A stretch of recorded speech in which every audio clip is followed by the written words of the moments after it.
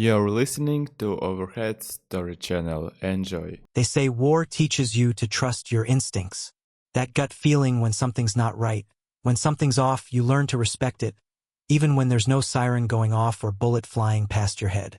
Funny how that same feeling hit me not during a patrol, not during a briefing, but while I was standing alone in the mess hall at Al Assad with a half-warm tray of eggs, staring down at a 15-second video from my wife. Emily. God.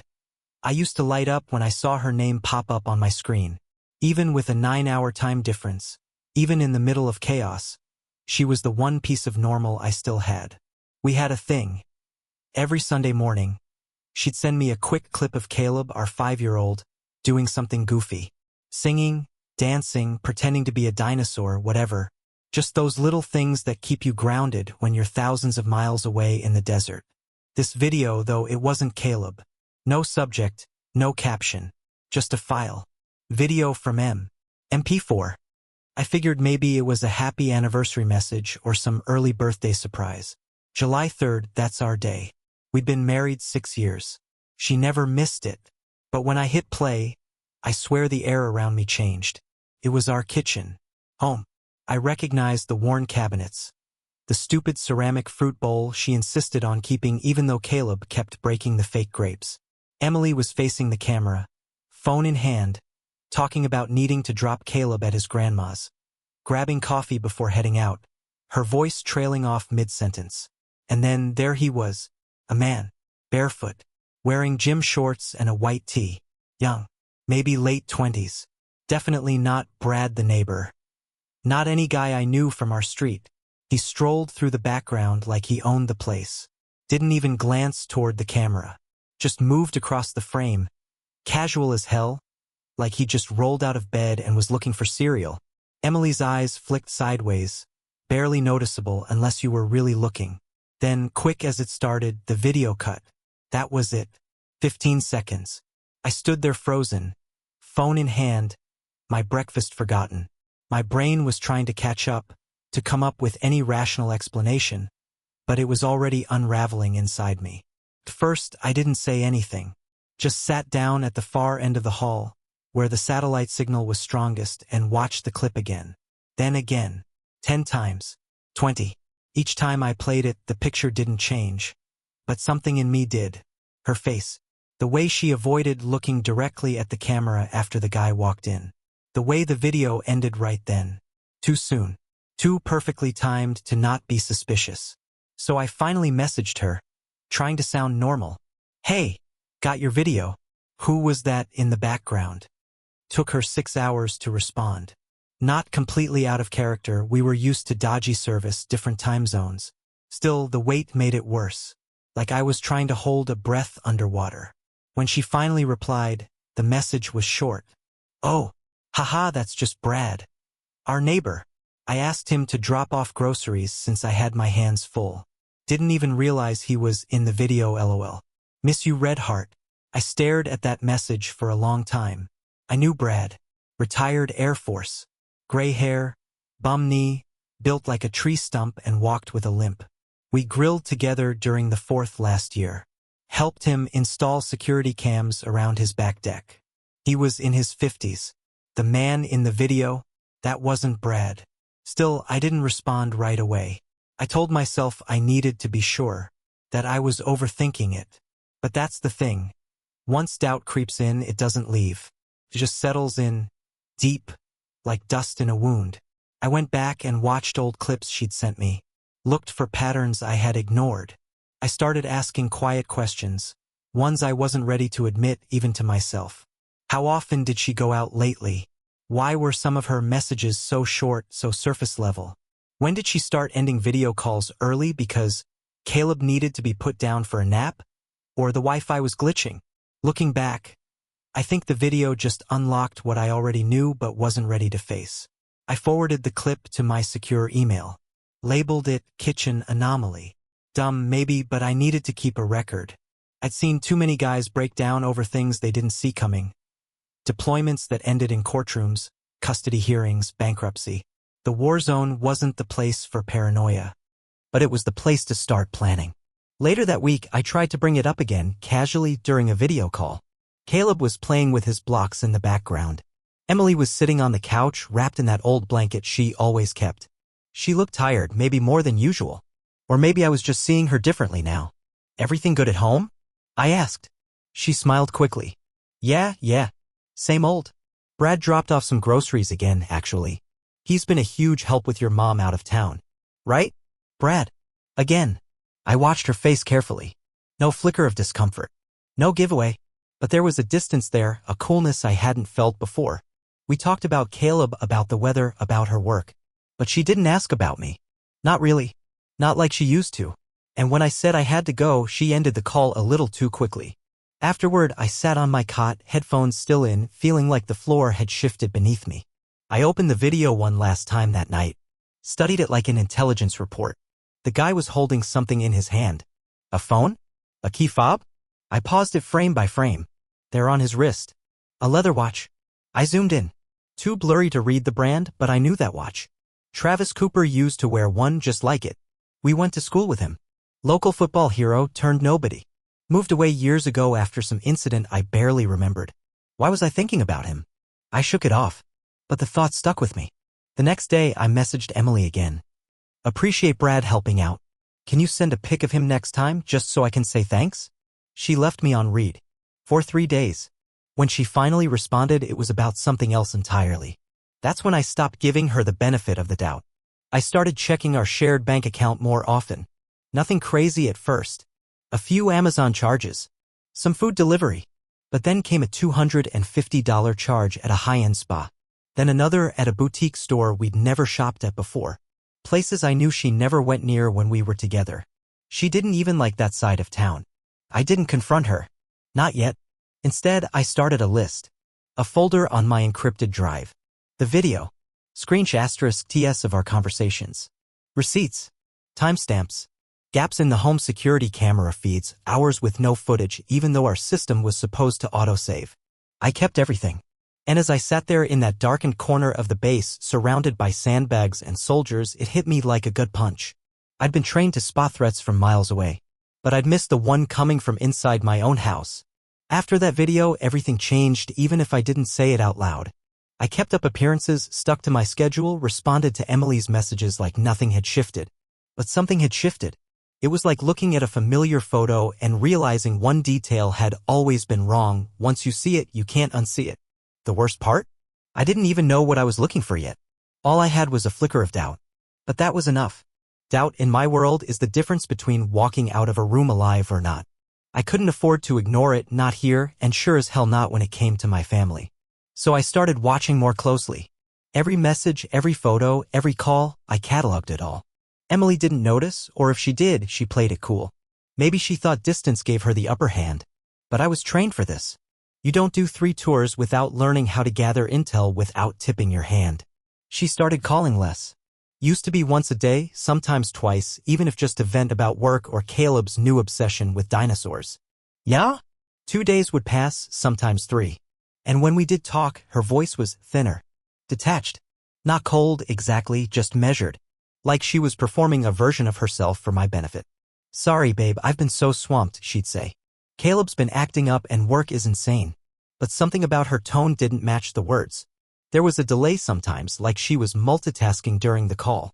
Once, I thought I heard a male voice in the background, muffled, but there. When I asked who it was, she said it was the TV. I pretended to believe her. Then came Caleb's birthday. I had arranged a video call weeks in advance. Had a care package sent early, stuffed animals, a Red Ryder Cap G*N replica, which Emily hated, and a card I'd made myself. I was supposed to FaceTime in while he opened it all. She confirmed the time. Double-checked it the day before. Then, 2 hours before the call, I got a text. "Mike stopped working. Can't do the call. I'm so sorry. Caleb sends hugs." Just like that. No photo, no reschedule. Just silence. I stared at my phone for a solid minute before responding with, "Okay, tell him I love him." No reply. For 2 days. When she finally responded, it was with a blurry photo of Caleb holding one of the toys. No smile. Just a quick *T. No caption. That's when it really hit me. I was watching a different life unfold from across the world. One I didn't recognize. One I clearly wasn't part of anymore. And still I kept my mouth shut. I was trained for patience. You wait, you observe, you act only when the timing is right. I didn't want to scare her into hiding more. Whatever was going on, I needed to understand it fully before I made my move. That's when I started digging into the home security system. Before I deployed, I installed a full perimeter setup, motion sensors, exterior cameras, door sensors, all cloud-based. I set up 2 accounts, one for her, one for me. She didn't know about the backup recording server I had running off an encrypted router in the attic. I built it myself after a friend on base had his system hacked. When I checked the cloud account, most of the footage was missing, deleted or maybe overwritten. The file log said, "System error," but I'd written that code myself. I knew it didn't just break on its own, so I checked the backup. It was spotty, data gaps every few days, but some clips remained. I watched a video from 3 weeks earlier. It was daytime. Emily stepped outside in workout clothes, checking the mailbox. A few seconds later, a black Lexus pulled into the driveway. She didn't look surprised. The man who got out wore sunglasses, carried nothing, and didn't ring the bell. She let him in without hesitation. The timestamp read 11:36 a.m. Emily had told me she was working overtime at the office that day. I saved the clip. It all started to build, a puzzle of inconsistencies. Her story and the evidence just didn't match up. The odd expenses on our joint bank card, the spa, the boutique shopping, a charge for a Tesla test drive in Raleigh. Emily doesn't even like electric cars. I went through our shared credit card history, line by line, over chow one night. Most of it was normal grocery stores, kids' clothes, Caleb's daycare. But wedged between them were luxury items that didn't add up. 2 pairs of designer sunglasses, for $100 at a men's clothing store. A recurring charge to something called Van Light LLC. Van Light? Never heard of it. I googled the name, came up empty. So I ran it through a military OSINT tool, normally reserved for tracking shell companies and suspicious accounts. Turns out Van Light LLC was registered just 3 months earlier in North Carolina. The contact name? Travis Cooper. That name again. It had been itching in the back of my mind since the guy in the video. Travis. My old high school classmate. Gone for years. Trouble seemed to follow him like a shadow. The last I heard, he'd skipped town after some fraud accusation. I pulled out a yearbook I kept in my deployment locker. Don't ask why, just one of those things you carry when you're away for too long. Flipped through the pages until I found his face. Then I paused the kitchen video and held it side by side. Same jawline, same hairline, just older. The bastard was back. And apparently sleeping in my house. I didn't have hard proof yet. No photo of them together. No concrete evidence of an affair. But the puzzle was starting to assemble itself, and every piece made me sick. Worse than the betrayal was the risk. Caleb was in that house. That man had access to him. If Travis was still the same reckless, manipulative guy he used to be, I couldn't take any chances. One night, I sat in my bunk writing a list of contingency plans. What to do when I got back. What to say. Who to call. I didn't sleep. That week, I sent Caleb a letter, real paper, not digital. I told him how proud I was of him, how much I missed him, and that we'd have a big pancake breakfast when I got back. I added a drawing of a robot dinosaur. Emily wouldn't approve, but she wasn't the one I was writing to. I also called my mom, told her to stop by the house more often. Didn't explain why, just said I wanted her to check in. She agreed, though I could hear the hesitation in her voice.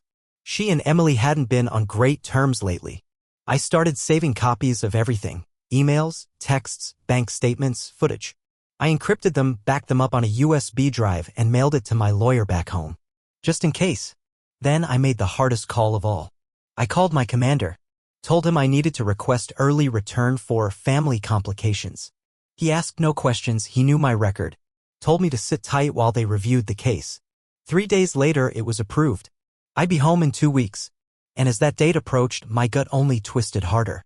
Not because I was nervous to see Emily, but because I wasn't nervous at all. I was ready. Coming home early from deployment isn't like it looks in the movies. There's no big welcome banner, no crowd at the airport, no slow-motion hugs. especially when you don't tell anyone you're coming. I landed back on you. Soil under a gray sky, my boots hitting pavement with a weight I hadn't felt the last time I left. This wasn't a return, it was an infiltration. I wasn't coming home to celebrate. I was coming home to confirm. I didn't tell Emily. Didn't even tell my mom. I took a cab from the airport to a motel off the highway, one of those places with dim lights, thin walls, and no questions asked. Room 112. I dropped my bag on the bed, sat down, and stared at the ceiling. I was home. And the next move was mine.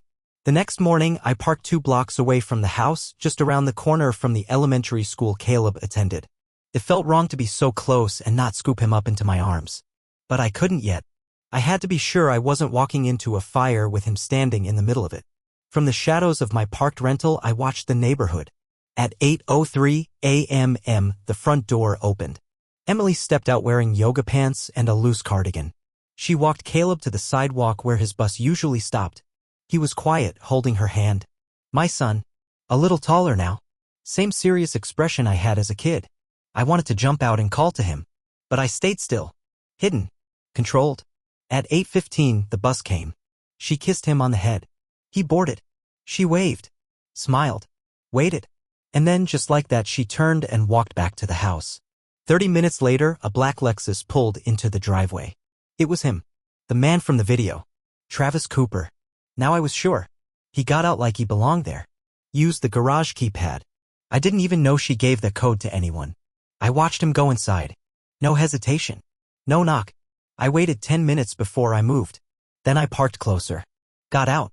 Walked around the side yard to the fence where the backup security camera wiring still ran through the corner panel. I had rewired this whole setup with my own hands. Emily thought it uploaded only to the cloud. She forgot, or maybe never knew, I had built a redundant system that saved backups to a solid-state drive tucked behind the HVAC. I opened the panel, took the drive, and left. Back in my motel room, I connected it to my laptop. The footage was raw, compressed, with timestamps stacked in code, but it was there. All of it. I scanned through the previous 48 hours. The day before, around 2:20 p.m., Travis's Lexus showed up again. This time, Emily met him outside. She walked out barefoot. No rush, no concern. She looked familiar with him. And then I saw it. They kissed. Not just a quick peck. A long, slow, comfortable kind of kiss, the kind you give someone you know deeply. He wrapped an arm around her waist, pulled her close. She leaned into it. I paused the video and just stared at the screen. The breath left my body in one slow, quiet collapse. There it was. No excuses. No ambiguity. No Brad the neighbor lie to hide behind. This wasn't helping with groceries. This was home-wrecking on my front lawn. I kept watching. Travis followed her into the house. They disappeared into the kitchen, just out of frame. 15 minutes later, he walked back into view shirtless, holding a glass of orange juice. Casual. Relaxed. He sat on the patio furniture like it was his living room. A minute later, Emily joined him with 2 mugs of coffee. My mug. I saw the world's best dad cup I got for Father's Day 2 years ago in her hand. She gave it to him. I scrubbed through more footage, different days, different hours. Travis coming and going, sometimes staying overnight. Parking down the block. Walking the side path with his hoodie pulled up. The bastard was living in my home like a ghost. Hiding in plain sight. It wasn't just betrayal. It was violation. I dug deeper. Opened Emily's iCloud, which she had lazily synced to our shared family plan when Caleb was born. Her messages had been deleted, but the backups weren't. I opened the most recent conversation thread saved under T. Travis. Miss waking up to you today. House felt too quiet. I hate that we have to pretend when Caleb's around. I just want this to be our life, not a secret. Logan wouldn't even notice. He's too busy playing soldier. My stomach turned. But it wasn't just the messages. It was the timeline. They'd been talking since at least April. I deployed in March. Less than 1 month. For weeks. That's how long it took for my wife to replace me with a ghost from high school. I found photos. Travis on our couch, shirtless. Caleb's toy dinosaur in the corner of the frame. Emily in a robe, my robe sitting beside him, smiling. One of them taken in our bedroom. I closed the laptop and just sat there in silence. No rage. No dramatic yelling. Just a deep, hollow coldness spreading across my chest. She didn't just betray me. She betrayed her son. Our home. Every sacrifice I made, every missed birthday, every day I spent ducking mortars and patching up injured guys was spat on. And Travis. Travis, who once got expelled for stealing prescription pads. Who faked a knee injury to get out of ROTC. Who disappeared for years and apparently reappeared straight into my house. I couldn't tell if I was more disgusted by her or by how easily she let him in. I didn't sleep that night. Instead, I printed everything: bank statements, surveillance screensh*, TS, text logs. Organized it into a folder, color-coded, date-labeled. I wrote a timeline. I didn't know what kind of war I was stepping into yet, but I knew how to prepare. At dawn, I returned to the house quiet, unseen. She had gone for a morning run, just like the routine I remembered. I knew her schedule better than she did. Through the back window, I saw it again.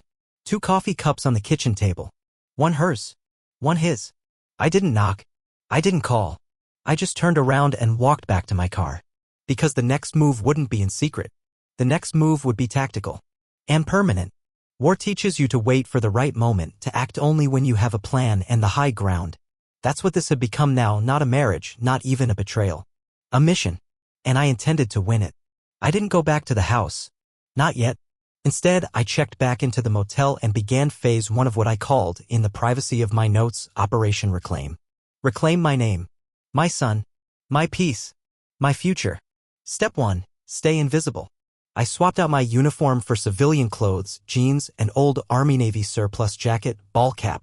The kind of guy you pass at a gas station and never think about again. My beard had grown in just enough to make me blend in. I ditched my military phone and picked up a burner with cash. If Emily was smart and I was starting to realize she was at least careful, she might notice if I called from a number she recognized. I needed help. Not from the law, not yet. I needed someone who played in the shadows. So I called Marcus. We served together in Afghanistan. He'd gotten out before me, moved into private work. He ran a low-key investigations firm now. Mostly cheating spouses, insurance fraud, background checks for law firms. A quiet life, but with teeth. When I texted him just a name and an address, Travis Cooper, 1189 Sycamore. Need background. Quiet. He replied in under 2 minutes. Beat me in an hour. You buying the coffee? We met at a diner near the freeway, the kind with cracked vinyl booths and a jukebox that hadn't worked since the Bush administration. I slid into the seat across from him, dropped a manila folder of my own on the table. Marcus opened it, scanned the photos: Travis walking into my house, sitting on my couch, drinking from my mug. Man, he said, not even blinking, you always did bring me the worst ones. I nodded once. I need to know everything. Where he lives. Who he's tied to. What he's hiding. And I want it legally admissible. Marcus smirked. No hired muscle? Not yet, I said. I don't want bruises. I want leverage. He gave a low whistle. Cold. I like it. 2 days later, he delivered. Travis had no job on record. His Lexus? Registered to a P.O. box. His mailing address was listed under a Shell LLC Van Light, the same company tied to Emily's strange spending. The company had been flagged once for suspicious routing through crypto wallets. IRS flagged it, but the audit was delayed. Worse, or maybe better for my case, was this: Travis had been investigated 2 years ago for wire fraud in Nevada. No charges filed, but the documents were sealed under something called a civil settlement, meaning he paid someone off to make it go away. Marcus looked at me and said, your wife is either incredibly naive or in this thing deep. I'm betting on the latter, I replied. Step 2, document everything. While Marcus built a legal profile on Travis, I started my own on Emily. I logged into our financial accounts, this time with a forensic lens. She didn't know I'd completed a digital forensics course through the Army last year. In less than an hour, I had downloaded 3 months of statements filtered by vendor. She had routed over $7,300 into business expenses that weren't ours. $3,000 of it went to Van Light LLC. On paper, it looked like she was investing. But when I traced the payments, I found them tied to a business email, emilib@vanlightVentures.com. The domain had been purchased 6 weeks ago with her name listed as the secondary contact. They were running this together. I had thought she was cheating with a loser. I didn't realize she was laundering our money to fund his lifestyle. She wasn't just emotionally gone, she was legally complicit. I downloaded every statement, screensh*, and metadata tag I could find. Burned them onto 2 USB drives. One went in my safe deposit box. The other I mailed to my attorney with a short note. Preliminary evidence. More to come. Begin prepping custody motion. Step 3. Build the legal trap. I met with Sandra Ruiz, a family law attorney who'd once handled a case for another officer in my unit. She had this calm, calculating way of speaking that made you feel like she could get someone in court without raising her voice. I laid it all out, the affair, the financials, the kid in the middle. Her eyes didn't widen once. She just nodded, asked a few questions, then said, "You have enough to file for emergency custody if you want. Especially with that man staying in the house while your son's there." I nodded. That's my next step. But I want it quiet until the moment comes. No warning. She leaned back. Then we wait, build, and strike all at once. Step 4, control the narrative. I couldn't just catch them. I had to corner them. I wanted them frozen in place, out of lies, out of exits. So I started setting it up. I went to the house one afternoon when I knew she'd be at work and Travis would be gone. I used my key, walked inside, and took inventory. The place smelled different. Not bad, just foreign. Like candles I didn't recognize, cologne that didn't belong to me. In the closet, a second pair of men's shoes. A leather jacket I didn't own. In the bathroom drawer, 2 toothbrushes. His was black. I didn't touch anything. Just took pictures. I stood in Caleb's room longer than I should have. It still looked like home in there, dinosaurs on the sheets, crayons scattered across the desk. A world untouched by adult failures. Then I noticed a framed photo had been flipped face down on the dresser. It was of me and Caleb at the beach last summer. I stared at it for a long time before I picked it up and set it upright again. You don't erase a father. Not on my watch. Before I left, I set up a hidden camera on a shelf in the hallway, one of those tiny lens cams you can fit in a fake phone charger. The feed uploaded straight to my phone. I didn't need it for long, just for the final nail. That night, the camera caught Travis walking in again around 10:42 p.m. Emily greeted him at the door in one of my old t-shirts. He kissed her. She kissed him back. They walked upstairs together. I watched the feed for 10 more minutes. Then I shut it off. Not out of mercy, just because I'd seen enough. When the moment finally came, it was calm. Controlled. Just like I'd planned. No yelling. No drama. Just facts. A well-lit battlefield arranged down to the inch. I'd spent the last week staging the house the way I needed it to be, not emotionally, but strategically. Like an op. Because that's what it had become. A mission. Every detail mattered. Every angle had a purpose. I chose Sunday night. Travis had a pattern, showed up late, usually after Caleb was asleep. Emily didn't think I'd be home until October, so her guard was down. She was living like she'd already moved on. She just forgot to file the paperwork. At 7:15 p.m. I entered the house using the garage door code, the same one she thought I'd forgotten. I parked in the driveway like I belonged, because I did. I let myself in through the laundry room and walked through my own kitchen like a stranger. The house was quiet. Too quiet. Emily and Travis were out. Probably dinner. Maybe another lie they'd wrap in candlelight. Didn't matter. They'd be home soon. I set everything up in the living room. Table. Cleared. Evidence binder. Center stage. 3 printed copies of the security footage stills, color, time-stamped. 2 USB drives. Bank records. Credit card statements. iCloud text transcripts. And in the center, the photo of me and Caleb propped up again. By the time I finished arranging it all, it didn't feel like my living room anymore. Felt like a courtroom. I didn't sit.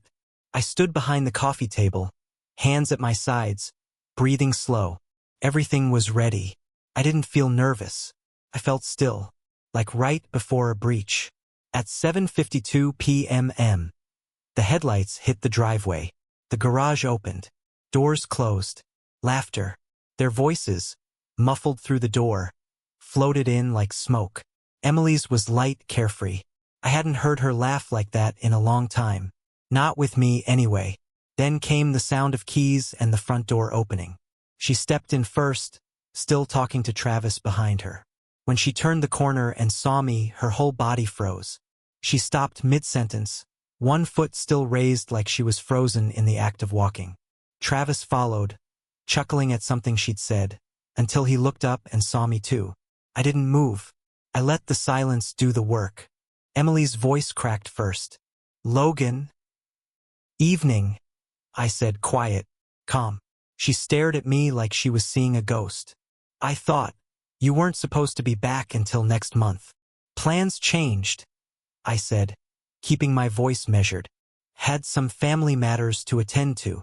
Her eyes flicked to the table, then to Travis. He opened his mouth like he was about to speak, but I raised a hand. Don't, I said, sharper now. You don't speak in my house. He stopped, jaw tightening. Emily stepped forward, hands slightly raised like she was trying to calm a wild animal.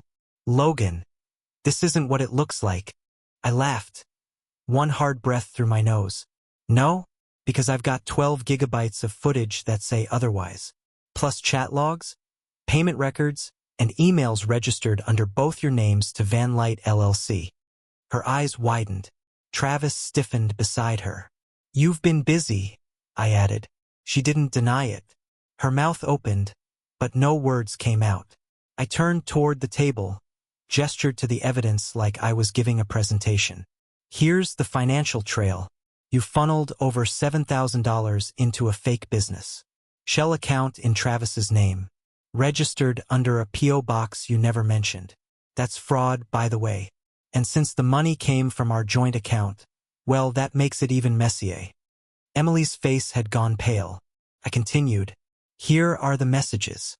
All backed up to the iCloud you forgot was linked to our family plan. I have texts of you mocking me while I was deployed, telling him I wouldn't notice, that I was too busy playing soldier. I turned to Travis. And you? Let's talk about the footage. Walking into my house using my garage code, kissing my wife on my porch, sleeping under my roof while my son is upstairs. He looked ready to argue, but I kept going. You've got a record in 2 states, Travis. Nevada and Arizona. Wire fraud, identity theft. Lucky for you, no felony convictions. Just sealed settlements. But now you're staying in a house with a minor present. A house where you don't legally reside. That's called endangerment. Emily's knees hit the edge of the couch. She sat, slowly, like gravity was working against her. Travis was pacing now like he was trying to figure out if he should run. Don't bother, I said, noticing the tension in his legs. The cameras outside already caught your plate. And I've already sent all this. I tapped the USB drives. To my lawyer, a family court judge, and 2 friends in law enforcement. One of them already flagged your LLC. I dropped the final blow quietly. I'm filing for full custody of Caleb. Emergency hearing. I've got a solid case. Emily finally spoke, her voice hollow. You're taking him from me? I'm protecting him from this, I said, gesturing around the room. From you. From him. He's our son, Logan. He's not your shield, ISH*T back. You used him as cover while you played house with this con artist. She flinched. For a second, no one spoke. Then I added, softer this time, do you even know who he is? Travis? Do you really? She turned to look at him. He wasn't looking back. He was staring at the table. At the documents. The photos. Like he was doing the math. Like he knew the game was over. I sat down finally. Not for comfort, just to change the angle. You could have told me, I said, eyes on Emily. I would have respected honesty. Even if it broke me. But you didn't. You lied. You let him walk around my son like it was normal. Tears welled in her eyes. She didn't try to wipe them away. Do you want to say anything? I asked her. She opened her mouth. Closed it again. Eventually she whispered, I didn't know how to stop. I nodded. Well, I just did it for you. Travis finally spoke. This isn't going to stick, he muttered like he was trying to convince himself. You're right, I said. The footage? The statements? Those are already out. You're free to walk out that door. But just know this, I've already flagged your name to 2 of the creditors in the fraud case you settled. And the IRS just got a tip about a shell company being used to mask personal spending. You know how they feel about tax fraud. He turned white. I stood again. Walked to the door. This conversation is over. Both of you need to leave. Emily stood dazed. What about Caleb? He's staying at my mother's tonight. He doesn't need to see this. She tried to reach out. Logan, ew. I stepped back. No. She nodded slowly, picked up her purse, walked out, wiping her eyes. Travis followed, quiet now. I closed the door behind them, locked it, deadbolt, chain. Then I sat down on the couch, alone, and looked at the table. The evidence was still there, but I didn't need it anymore.